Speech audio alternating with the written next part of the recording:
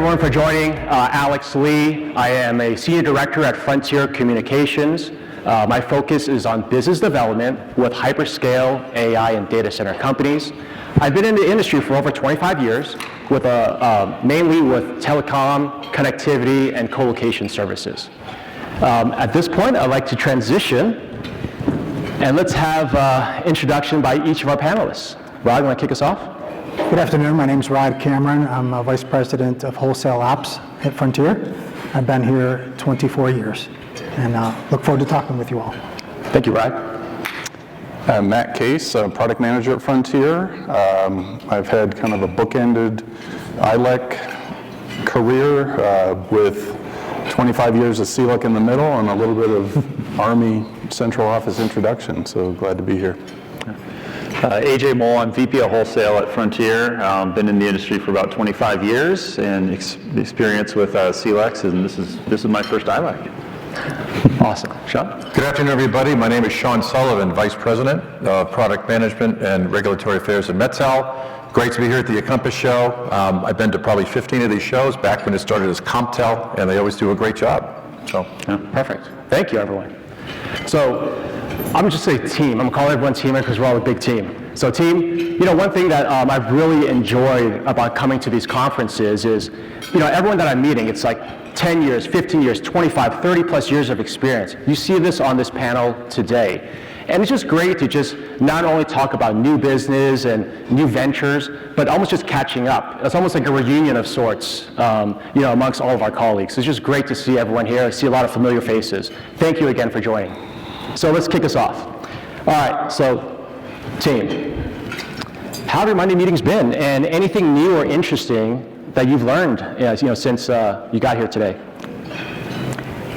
For me, we've talked about a few different carriers about our strategic deals that we have in place, and as far as what other opportunities or promotions that may be available to help expand the opportunities that they have in our footprint. So it's been very good. So before we continue, you mentioned promotions, right? So, as we all have our meetings, we all have, some of the initiatives that we have. We might discuss some of our promos. What type of promotions, if you could get into it, that Frontier is doing? There's different promotions depending on what each carrier has, so it would be depending on the particular agreement. There can be reterm opportunities, there can be discounts on other types of services as far as an overall strategic revenue deal that we can encompass. Perfect. And there will be a Q&A segment afterwards, so if you do hear anything that is of interest, please feel free to notate it down, and we'd love to get your questions. Yeah, for me, it's pushing our high bandwidth offerings that are clearly fiber dependent end-to-end and leveraging investments we made to deliver bandwidths that previously were unheard of as standard. I think the conversations I've had so far have been really focused on creating revenue streams for the next year and going into 26. I think there's a lot of uncertainty, in the economy right now, and I think people want to guarantee that revenue and at least have reliable paths going forward. So that's been a pretty constant theme, along with asset monetization and trying to work with what you have, essentially. All right. Yep. Some of the conversations I've had today is really about strengthening and creating brand new relationships, business relationships. There's over 1,200 people here. This is the biggest show in over 10 years, which is terrific. INCOMPAS does a great job bringing everyone together. And now that we've got COVID behind us, I think people are just energized just to get face-to-face and meet new people and make new connections. And speaking of creating new relationships, gentlemen, I want to open this to everyone. How do you formulate your pitch or your presentation when it's a new relationship, right, or an existing client that you're meeting, at this event? Yeah, I'll start. I mean, you really got to understand what you want, and we like to understand what they want. We're always looking for the win-win, whatever we're doing, and how can we grow a business together. So understanding as much as we can about who we want to do partnership with or who we want to sell to, and how we can benefit them, and how that relationship can be mutual. Yeah, I mean, that's the key. You need to understand the person you're talking to, or their company, their person, whoever it is. You need to understand their initiatives. Like, why are they talking to you? What is their end goal? I think once you understand that, you can marry it to your own goals and try and find that common ground in the middle where you can actually form a deal. Because if one team is winning and the other's not, you're not going to get a deal. Yeah. And then, AJ, just to dig a little bit further into that, you spent 20 plus years in the telecom industry, previous to Frontier, over 10 years with the media, entertainment, technology field, extensive history in regards to that client base. How has that, has the services and products changed as far as what you're sharing between that segment and the wholesale segment you're working with today? Well, actually, it's interesting. I was thinking about this last night. I think in our industry, there's always, in software, they call it a killer app. I think in our industry, we have some sort of product set or something that seems to come around every 5 or so years that really gets people excited.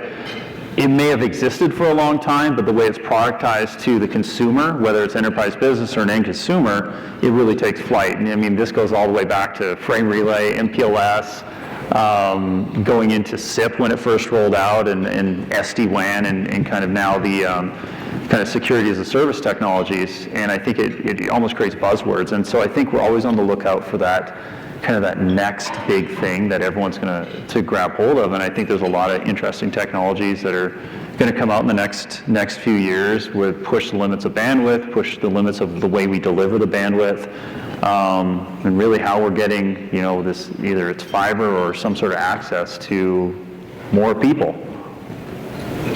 Great. Yeah, I think that's something that all of us can attest to, is how do we get closer to the eyeballs? How do we get closer to the people? For some of us, it's going to be on an edge place. For some of us, maybe it's on a connectivity side. Maybe it's broadband. But we're going to touch on each of those subjects today. All right, gentlemen, next subject. So, team, one thing I want to share with you is we have 4 panelists here, as you see, but what's great is they all are in different segments. So for example, Rod, more on the contractual side, operations. You have Matt Case here on the product management side. You have AJ, sales leadership. And then you have Sean, regulatory affairs. So what we're going to do is I'm going to ask this question, but I want you to answer it based on your perspective and what you do today and your experience. So the question is, what are the current wholesale trends each of you are seeing in your own perspectives? Anyone want to go first? I'll take it. So, SD-WAN is a big growth area, and what that's doing is it's creating this acceptable trade-off, I'd say, for some of the carriers who typically buy switched Ethernet and are looking to go, hey, maybe there's an acceptable risk I can take to maybe get a different service, an EIA light type of solution, or other solution that provides the customer the product without necessarily all the SLAs. So that's driving a price compression down in terms of the overall opportunity with these, with these services. I'd say the other one is TDM. TDM in today's world, that's been a noose around a lot of folks as far as the price changes that have been happening. And obviously folks are getting off TDM, but at the same time, they need our help to help do that. And whether it's converting it to Ethernet, converting it to some other solution to make sure that we can accommodate meet point circuits and so on. So those are the key things that I think folks are, talking about today. Perfect, and that's a good teaser too. He mentioned TDM. We will be also discussing copper retirement and how that transitions to fiber growth. So thank you for that unprompted segue. Matt. There's been that blank is the new blank. Used to be way back in the day, 5 meg is the new T1, 100 meg is the new 5 meg, gig is the new 100 meg, and so it just keeps getting bigger and bigger. And so what we're seeing is that bandwidths like 10 gig are now standard. They're not expected to be kind of a crazy ICB, but it's a standard part of the portfolio. And so that's what's exciting, and to seeing how the networks are evolving to keep up. And so one thing Matt mentioned, so let's play a game here. You can kind of tell when you started your telecom career based on some of the products that were sold when you started on. So for me, when I started 25 years ago, the exclusive enterprise team could only sell T1s. Oh my gosh, how much I would have loved to sell a $1,500 T1. And I see some laughs, right? We can all, when you talk to someone, maybe it's a colleague or whatnot, you can kind of tell when that person started, right, in their career based on that product. And boy, was I envious if I could just sell that one T1. Now it's something a little bit larger these days, right, gentlemen? Yeah. AJ. I think, what I'm focused on from a sales perspective is really has to do with the reach of the bandwidth. It's, how can we enable more buildings across our footprint to help our partners and help our end customers sell more services. So it's not just the bandwidth piece, which to Matt's point is growing exponentially. I mean, it's 400, 800 gig enabled networks at this point, pushing beyond that. But it's how many people can access it, whether that's through fiber networks, the TDM replacement, getting into more, replacing copper into fiber, utilizing broadband services, but really focus on how do we expand the reach, and then at the second piece of it, how do we monetize those assets? Because I think, you spoke to promos earlier, one of the big things we're trying to do right now is we have a handful of buildings throughout our footprint that have no revenue going into it. Right. So we're going to put some pretty hefty discounts into those buildings to start generating the revenue.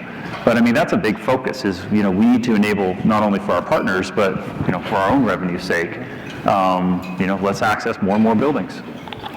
So you mentioned something that, kind of caught my attention is buildings, right? From a wholesale perspective, we all have lists. We all have lists of buildings that we're on net at. How are we strategically, advertising those buildings? Is it just cost? Is it just discounts? Is there a more strategic approach that we can all take? These are all things that, we discuss on a day-to-day basis. Would love to hear when we do the Q&A, maybe how some of you guys are doing it today. Sean? You mentioned it a minute ago. 5 years ago, in my regulatory role at Metel, I got 18 notifications about copper retirement 5 years ago. Through September of this year, I've had over 220. The pace, the acceleration rate of copper retirement is staggering.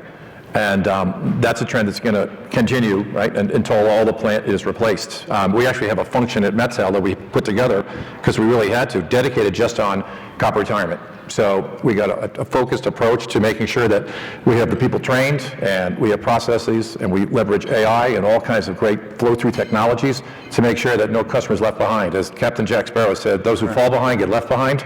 We want to make sure it does not happen to our customers. Yeah.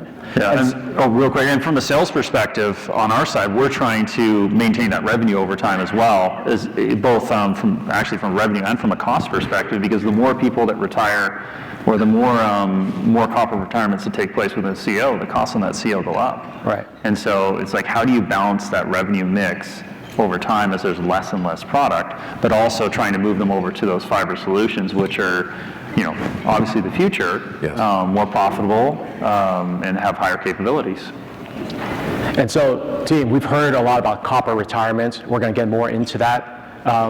But one thing I want to plant a seed here is, as your company retires copper, as they're pulling the old copper out, are you adding fiber while you pull it out? You're already pulling out the copper. You're already there. Something to think about.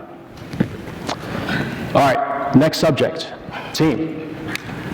Fiber growth and dependencies. So, Matt, I wanted to, discuss with you, how you're doing, fiber planning, maybe in a multi-segment approach. But before I even get into that, as far as fiber growth is concerned, and just the overall evolution of fiber, I love that you're on this panel because literally, I took a peek, did a little LinkedIn sleuthing, but your career is amazing. Everyone, I'm going to get into each and every one of you, but Matt, you started off in the Army, 30 years in telecom, but even the Army, telecommunications specialist, thank you for your service, but also, from a central office perspective, you managed central offices in Germany to start off your career, and then now, over 30 years, at Frontier. Please share, your thoughts on the evolution of fiber and fiber planning. Yeah, so back in the day, fiber was for backbones between COs out to big interconnection points.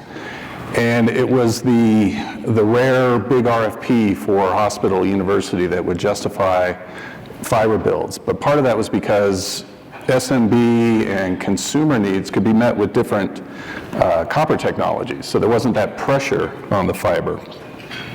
And so now, when it comes to planning growth of fiber, you aren't looking at just certain large enterprise segments. You're looking at the entire portfolio.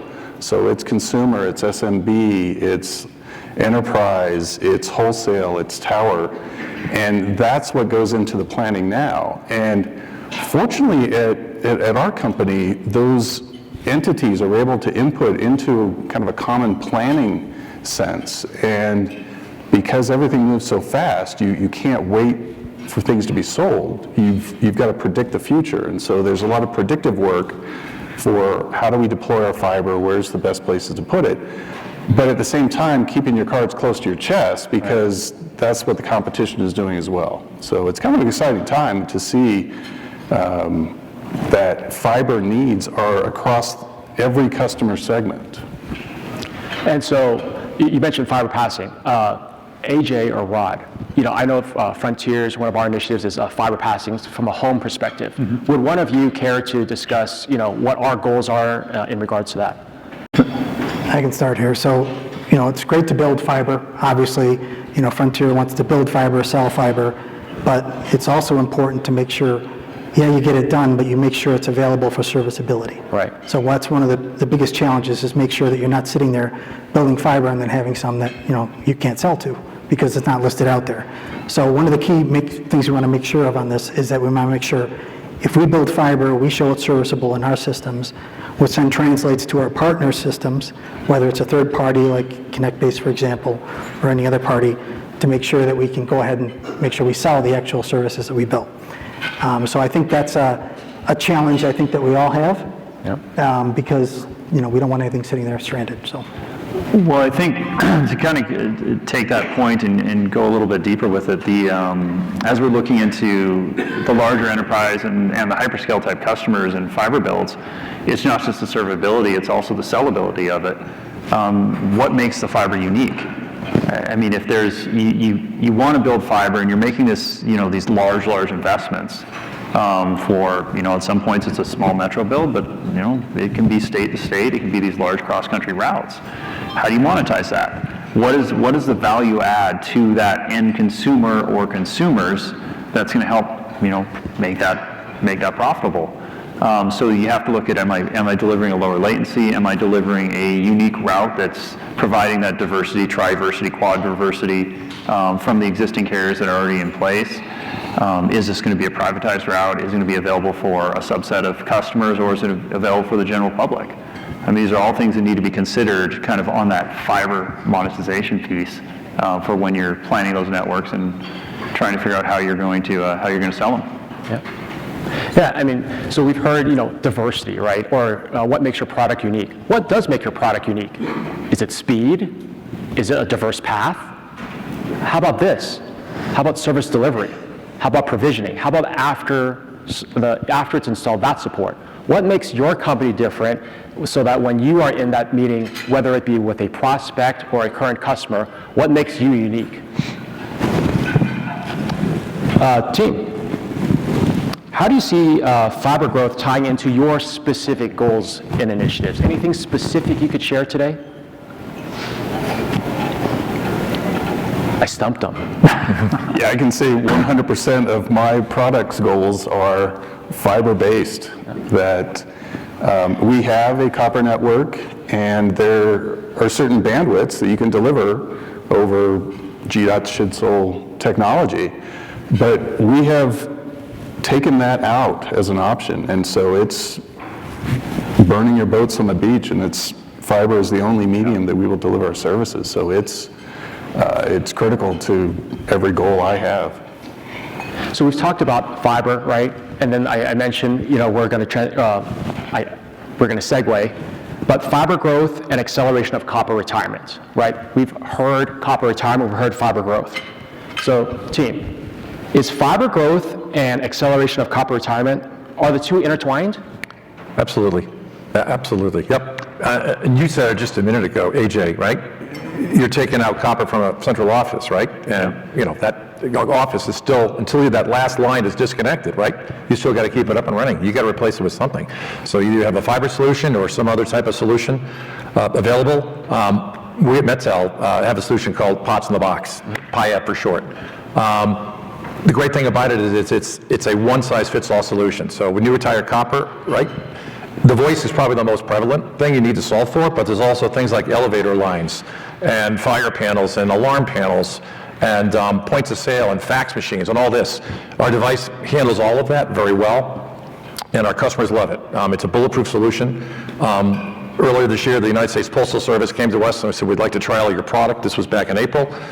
They liked it. They said, can you do 17,000 locations? We said, we sure can. Can you do them across the entire United States? And by December, we said, we sure can. We're 3/4 done. We'll finish the rest by the end of the quarter.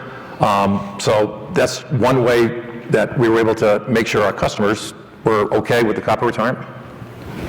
And so something to consider, right? Copper is being retired. What is your company doing to replace that? Sean shared what his company doing, Metel is doing with Pots in a Box. That's something that he mentioned has been bulletproof for him. What are you doing that's bulletproof for you and your customers today? All right, let's continue on copper. All right, as we're migrating legacy services to current platforms, is there any other current platforms that you guys are migrating or maybe directing your clients to migrate from copper to current platforms today? Anything specific? Ethernet, really. I mean, Ethernet and broadband are the main solutions for that we've been pushing people towards. I think the challenge is sometimes you run into meet point solutions where there's another carrier involved, and that's where it gets a little sticky about finding out how you work around that today. Because when you got two ILECs in them, pointing at each other, you can solve this side, but this other side's still sitting there in limbo, and that's how we got to solve it. So that gets creative, but I'd say those are the two. And I would say you're not pushing your customer, you're enticing them to drive you there.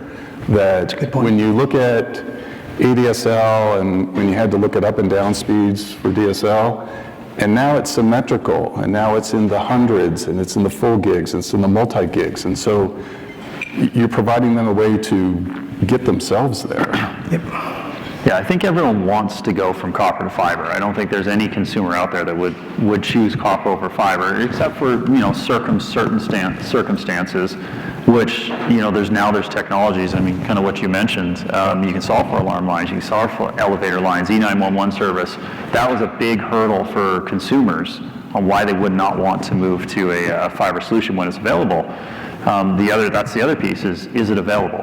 Right. And so, as we're building millions and millions of passings, on the residential and the consumer and the enterprise side, from a building standpoint, it is becoming more and more available.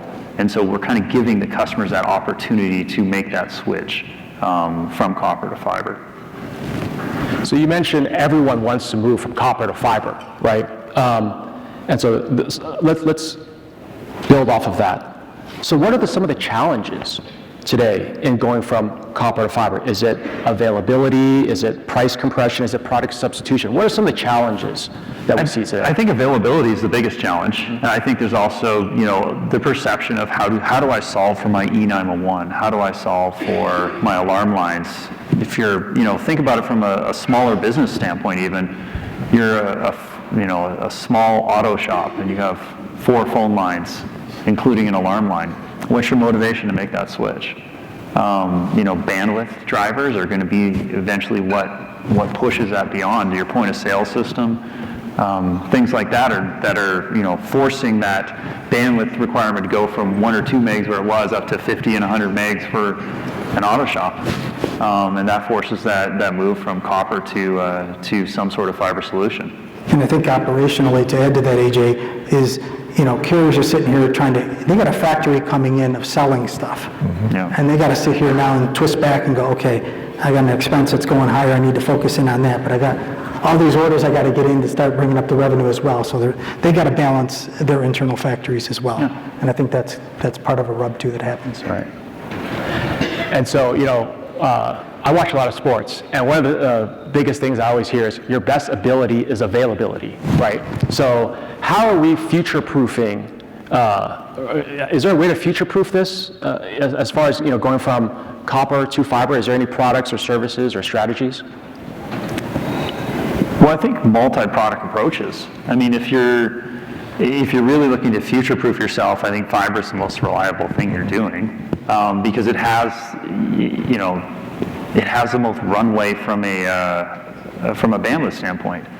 I mean, if we're going beyond fiber, we're starting to get into kind of quantum physics and how we're using rotating zeros and ones, but that's just going to result in ways to switch quicker. And push higher bandwidths, but that's still going to operate on fiber. So, there is, you can utilize satellite, but if you're looking for lower latency connections, especially domestically, your satellites are pretty high up. You're not going to be able to get the sub 60 milliseconds across the country from a satellite. It is useful if you're trying to transport across the globe, but other than that, for the most reliable, near-term looking in the future, I mean, fiber is kind of where it's at, and will be where it's at. And there's also, when you couple going up the OSI layers a bit, where you take your fiber access, and then once you get to the gear, you can now have diverse EVCs. You can use the fabric of an MPLS backbone, and so once you're there, you've got, the world is your oyster as far as diversity once you're on that type of network. So taking the fiber access, coupling it with the technology, that can even make it more diverse. So team, a lot of our customers, or the majority of our customers, right, are going to be moving from copper to fiber. When you're in that meeting, what are you using from a product substitute standpoint? What are you going to provide to them to help future-proof them and their business moving forward? All right. Next subject. Real estate monetization and productization. So I'll start this one off. So one of the things that Frontier is doing from a real estate monetization standpoint is, we have like 3,200 central offices across 25 states. I think we have like 7,000 parcels of land. And so one of the items they've tasked me with is like, how are we going to monetize some of this? So what some of the things that we're doing is, whether it be roof rights on those central offices, maybe expanding the co-location, the regulated and unregulated co-location within those central offices outside of carriers, working with different broadband or satellite companies to see how they could utilize our central offices that has been traditionally mainly used by just carriers. So those are just some of the things that we're looking at as far as monetizing some of the assets that are just sitting there today. So, team, how do you see real estate tie into your initiatives? Well, I think you mentioned one of the big ones is the central offices. So we have 3,200-ish central offices, and we're one of many carriers that obviously operate central offices throughout the country. We have millions of poles and all these assets that have traditionally, been associated with copper services. Well, if we look back 20 years, we have these giant central offices that have copper plant. Fast forward over time, the equipment to run that copper becomes more and more efficient. Instead of using up a whole rack, you're using, one RU. And copper is being retired over time, so you have these, massive central offices that are now using 50%, 30%, 20% of their space and power that they originally used. Well, you're left with 3,200 of these around the country that are accessible to be used as ILA huts, as co-location sites, as well as EV charging sites for the parking lots, depending on their location, the roof right, satellite access. So putting these out for these specialized companies that that need these things, and making them available for them to utilize, I think is a big strategy we're looking at and we're implementing. Yeah, and then Alex kind of had to remind me of how long I've been in this business. But my very first job, I walk into the central office, and here's this nice brand new Siemens switch. And then through this doorway, like, wow, what's this room? And it was where the electromechanical switch was, and they called it the dance hall. In a company I was at before, they sublet the space for long-term document storage, and it had no value. And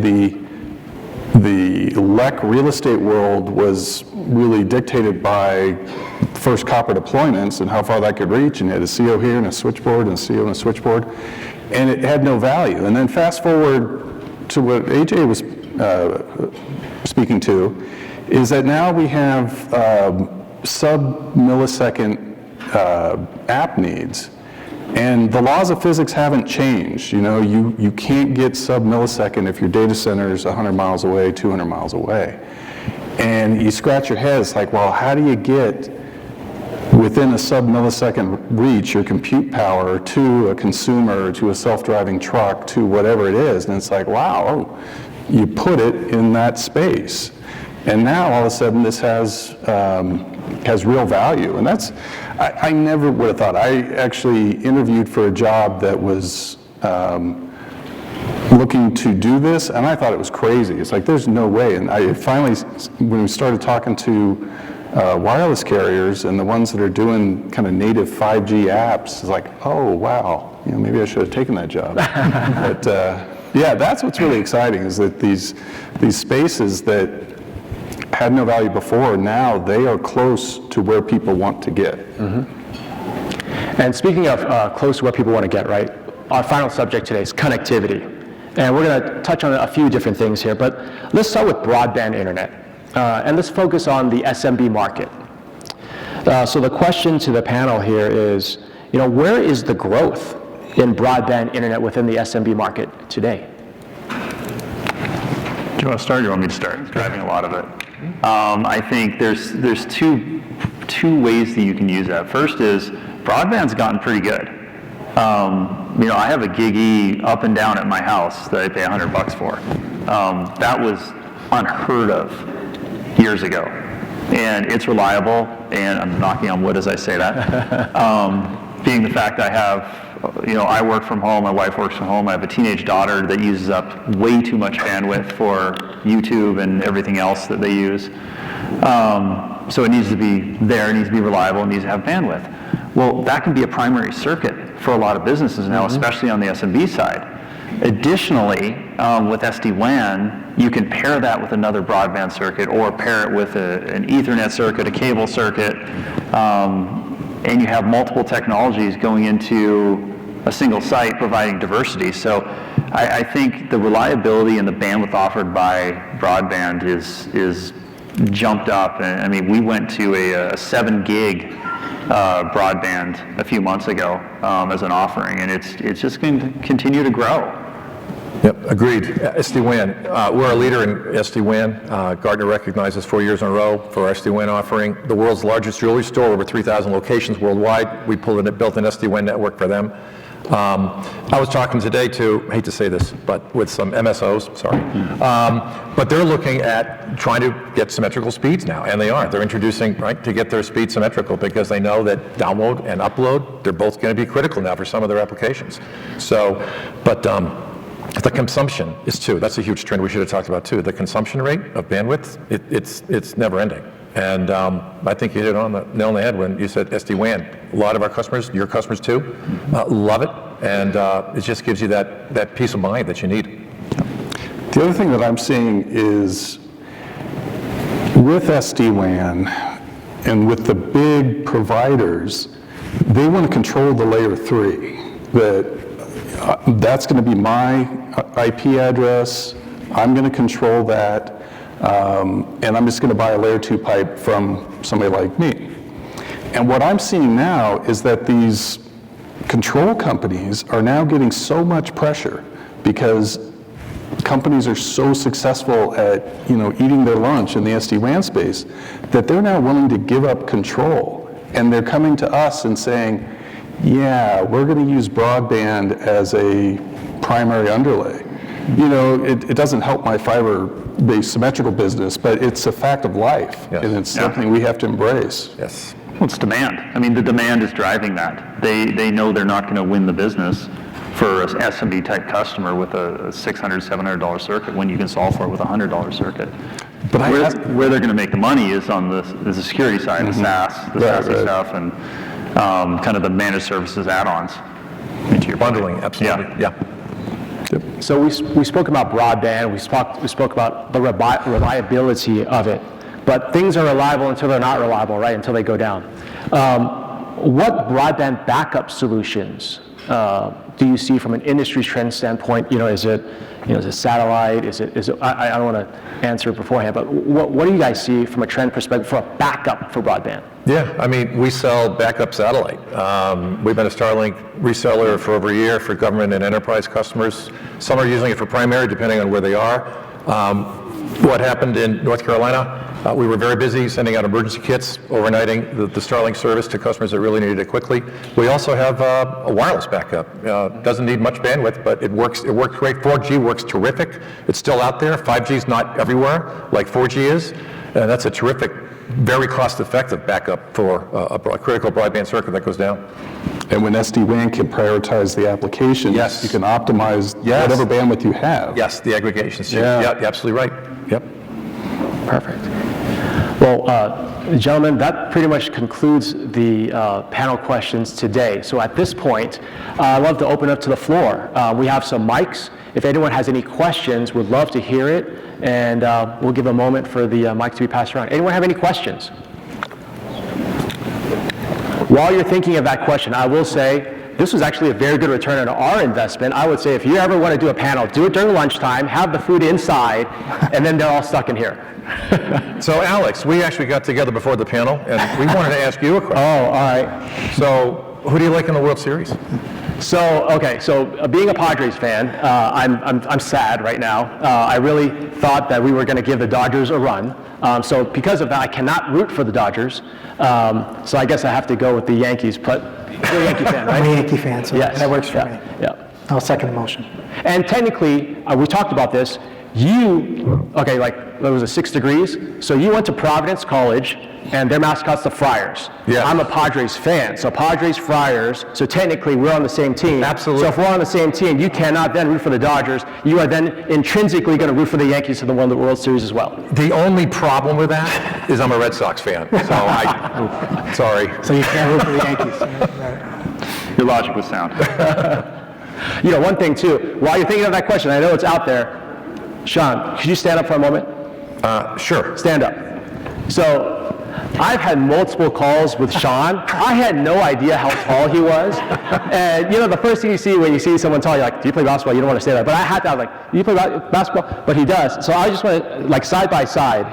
So I've played basketball a lot in my youth, not anymore. But I signed up for 6 foot and under leagues thinking, hey, I'm a power forward. And then this guy, someone like this guy, is going to sign up for the same 6 foot and under league, just say he's 6 feet tall. I'm like, there's no way you're 6 feet tall. Thank you. You're welcome. Yeah. We just met, what, an hour ago? Yeah. The first thing Alex said to me, he goes, you didn't look that tall on video. Yeah. So, yeah. So, And speaking of which, too, if there is any takeaway, right, from what these gentlemen have shared, if we want to go off subject, it's just nice to be in a room and see faces. I would encourage you, the next time you're on a panel, whether it be Zoom or whatever video link, turn your camera on, because when the moderator or the person that's speaking can see a friendly face, it makes a whole difference, because I can read your face, I can see that, oh, that person's interested, that person's leaning forward, or that person smiled on that comment, and then I might dig a little further, but it also gives me a little bit of encouragement as well. So I highly encourage, next time you're on a video group, even if it's 50 people, turn your camera on. I think it'll make a big difference for you and for the person and for the people speaking. With that being said, any questions? No, I think All right. Thank you, everyone, for joining. Really appreciate it. Thank you.